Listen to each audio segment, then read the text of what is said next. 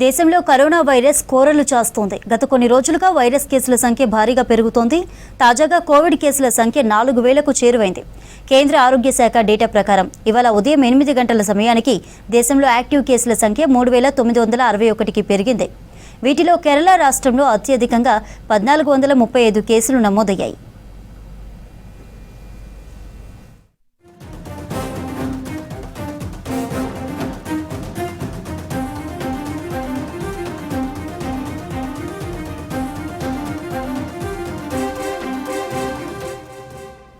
మహారాష్ట్రలో 506 కోవిడ్ కేసులు, ఢిల్లీలో 483, గుజరాత్లో 338, పశ్చిమ బెంగాల్లో 331, కర్ణాటకలో 253 కేసులు వెలుగు చూశాయి. గత 24 గంటల్లో కరోనాతో 4 చనిపోయారు. ఢిల్లీ, తమిళనాడు, కేరళ, మహారాష్ట్రలో ఒక్కొక్కరు చొప్పున వైరస్ కారణంగా మృతి చెందారు. దీంతో ఈ ఏడాది ఇప్పటి వరకు కోవిడ్ కారణంగా మరణించిన వారి సంఖ్య 32కు పెరిగింది.